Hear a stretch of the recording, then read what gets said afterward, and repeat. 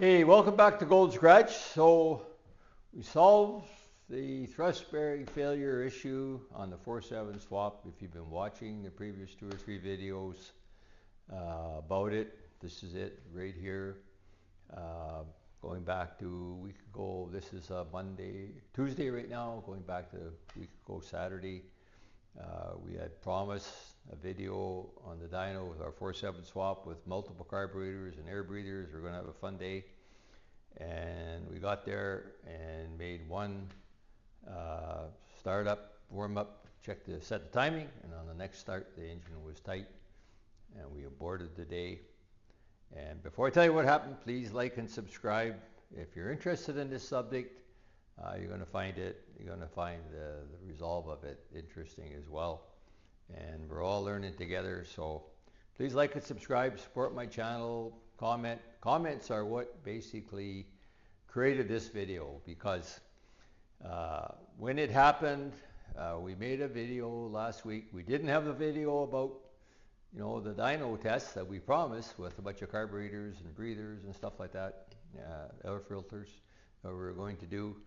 So instead we made a video about what really happened, and we made 5-minute startup to set the timing on the truss stand. The engine got tight. We aborted it. I took it home and made a video about what happened. The thrust bearing got destroyed basically. There is the old thrust bearing right there. And there's 2 or 3, if you're interested in the subject, there's 2 or 3 videos I just made last week leading up to this, so I won't repeat all that stuff.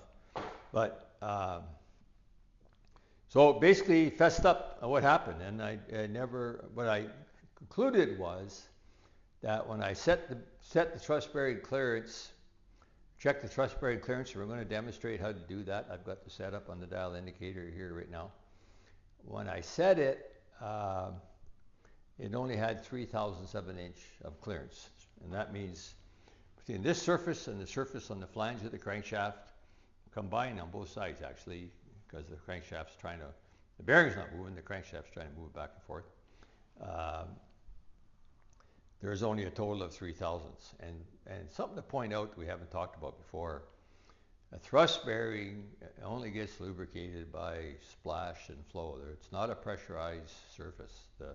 It just gets the oil that comes from in between the thrust bearing and the crankshaft, or between the main bearing and the crankshaft, goes into that space. So it's not every other bearing's got 40 or 50 or 60 psi of oil pressure maintaining that space, but the thrust bearing doesn't have that.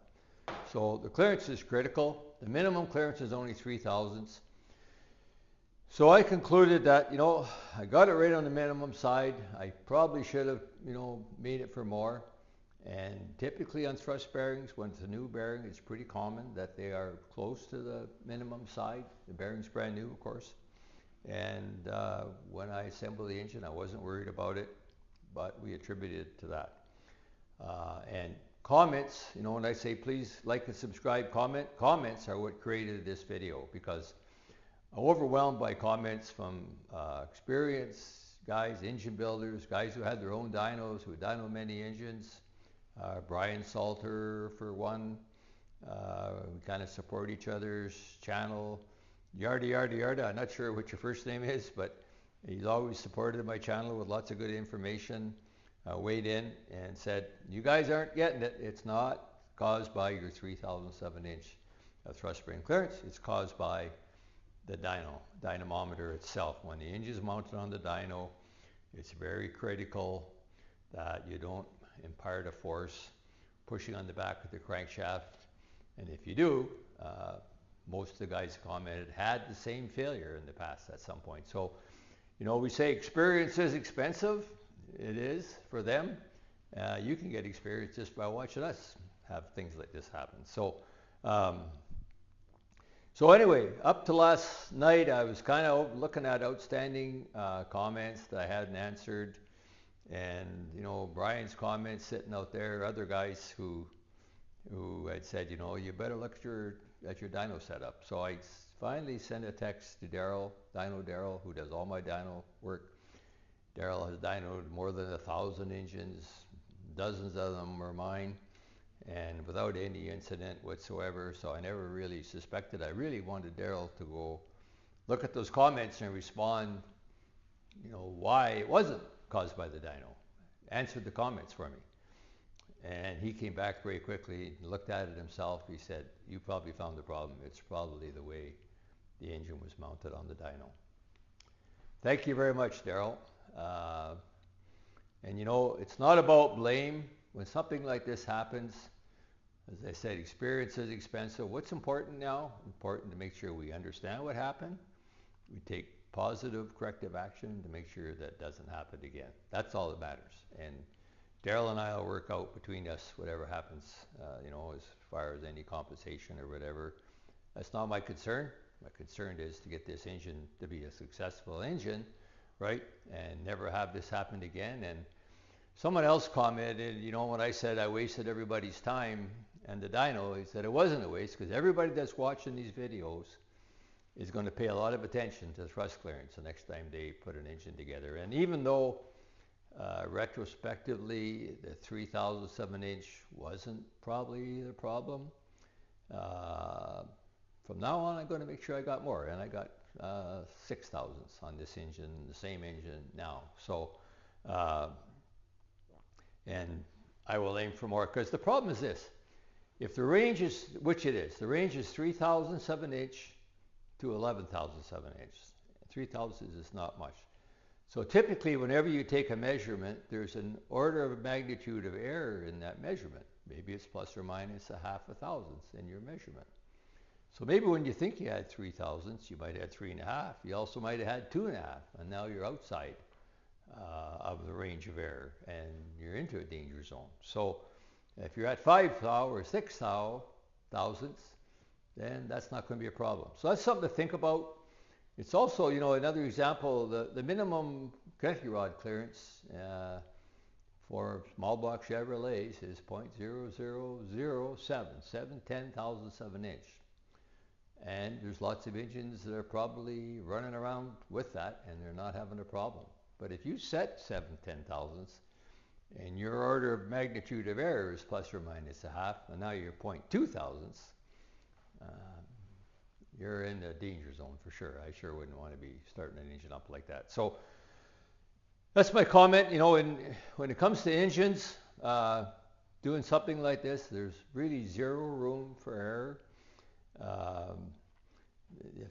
I compare it to sports, for example. In baseball, I watch my Blue Jays baseball team a lot in the summertime. And in Major Baseball League, if you can hit ball and get on base 1 out of 4 times, your batting average is 250. That is the average in the whole league. It's right around 250 plus or minus. So if you are successful 1 out of 4 times, you're a good batter. If you're a goalie in the NHL and you can stop 9 out of 10 shots on net, you're an elite goalie. But if you're building an engine, there's 8 pistons, 8 connecting rods, 16 rod bolts, 20 main bolts, 16 valves. And if you get any one of them, if you miss any one of them, you're going to have a disaster on your hands. There's absolutely zero room for error. That's why you have to check, document, and check again, because you're not going to get away with it if you take a chance. I can tell you, I've never got away with anything in my life, and particularly when it comes to engines. So hope you found that interesting. I'm going to try to give you from here, once again, I don't have a cameraman, but you can check your thrust clearance this way. And I know you probably can't see very well, but you probably could see the needle move. I'm not sure what side it's at right now. Let me look and see where I'm at. I'm at the clearance side. So there's no clearance right there. That's 0. And I can just put a little pressure on the front here. And there is actually 6,000 7-inch. So this crankshaft now has 6,000 7-inch. In the previous videos, I've described how to adjust that clearance if you need more. So check that out. I'm not going to repeat all that. And we're happy with this engine. I would have liked, Mike had wanted me to make detailed videos of putting this engine back together. Sometimes I just got to get work done because I don't have a cameraman right now, and I got work waiting, and I got to get stuff out of here. We're going to get this engine running this week and see if I can organize a dyno date with Daryl sometime and finish what we started. Just a little side note, we always try to provide a little information. So pilot bearings, so why do you need thrust clearance in the first place? And when you install the engine in the car, if you have a 4-speed transmission, for example, the input shaft of your transmission has to get lined perfectly with the crankshaft. So that is called a pilot bearing. Now this is kind of an unusual one. It's 1/4 of an inch longer than normal because this is out of my race car, one of my race cars. And we typically mount the rear of the engine with a bracket, and that moves the transmission back 1/4 of an inch. And that's what this extra length. It's usually a brass bushing, but there's also a version with a roller bearing. That's a needle roller bearing. And when you install it with the needle roller bearing, there's a thing called indexing. You pretty much have to make sure that that input shaft of your transmission is exactly at the center of the crankshaft, or you're going to have another kind of a problem. You're going to wear out your it's called a pilot bearing. Okay, that's just a little add-on. Hope you found that interesting. Please like and subscribe. Keep commenting. Comments are what solve this problem. I probably wouldn't even have asked Daryl about it to look at it if I hadn't had so many overwhelming comments from experienced guys who said, this happened to me. You learn from my experience. Thank you for watching Gold Scratch.